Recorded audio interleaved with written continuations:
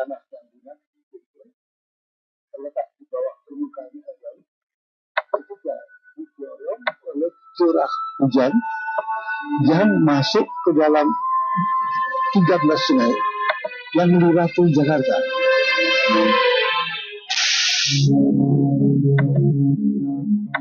Dengan situasi yang demikian, tata ruang kota, terutama ruang terbuka hijau dan daerah resapan, sangatlah penting dalam menentukan nasib Jakarta. Bagi beberapa pihak, pembangunan pesat yang dilakukan di ibu kota dinilai tidak mengindahkan dampak lingkungan, sehingga memperparah potensi banjir yang memang sudah ada sejak zaman Belanda. Jadi ini sekarang sebenarnya kita seperti sedang menuai gitu apa yang selama ini kita lakukan dengan pembangunan di Indonesia. Ya, ini sebenarnya dampak ya dari kita beberapa dekade terakhir ini melakukan pembangunan yang sifatnya eksploitatif dan merusak lingkungan hidup.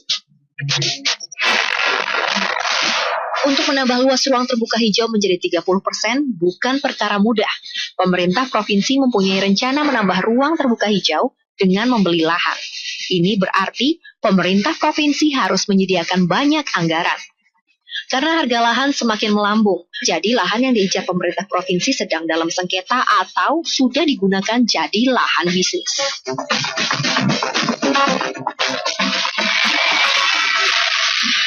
Masuk akal jika kemudian Wakil Gubernur Basuki Cahayapurnama mempertanyakan izin untuk membangun mal dan kawasan bisnis pada masa lalu, di mana mal dan kawasan bisnis tersebut berada di kawasan ruang terbuka hijau dan daerah resapan.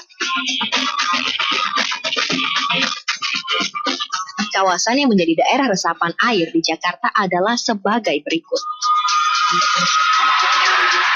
Penentuan daerah resapan ini tidak sembarangan. Kualitas dan kemampuan tanah menyerap air menjadi penentu kelayakan sebuah daerah untuk dijadikan daerah resapan air.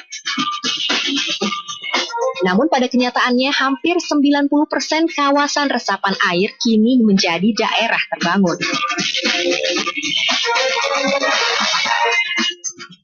Daerah resapan air itu adalah kawasan yang mempunyai kemampuan meresap air yang tinggi. Untuk itulah makanya perlu dikendalikan pembangunan yang terjadi pada kawasan tersebut supaya fungsi resapan airnya tetap berjalan sebagaimana mestinya. Tapi juga hak membangun masyarakat tetap ada pada kawasan-kawasan tersebut. Salah satu usaha yang dilakukan pemerintah untuk menjaga daerah resapan air adalah menetapkan koefisien dasar bangunan sebesar 20%. Artinya, tiap satu petak tanah pada daerah resapan air hanya 20%-nya saja yang boleh dibangun. Namun peraturan dan kenyataan di lapangan berbeda. Nah, kalau kita lihat bahwa ada bangunan yang dibangun tidak keluar sehingga menjadi kacau kan menunjukkan bahwa enforcement dari penataan ruang itu lemah. Gubernur DKI Joko Widodo pun mengamini lemahnya penegakan aturan tata ruang di Jakarta.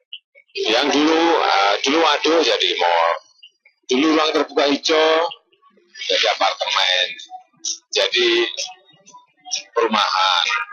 Ya karena tata ruangnya tidak secara ketat tidak dikawal.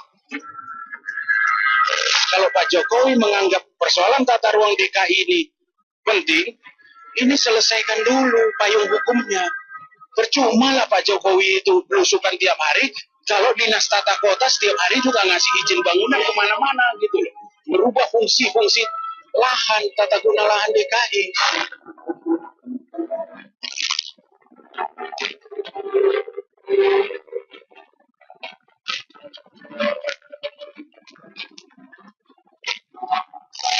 Keterbatasan lahan dan laju pertumbuhan penduduk yang tinggi, inilah yang menjadi masalah di kota Jakarta.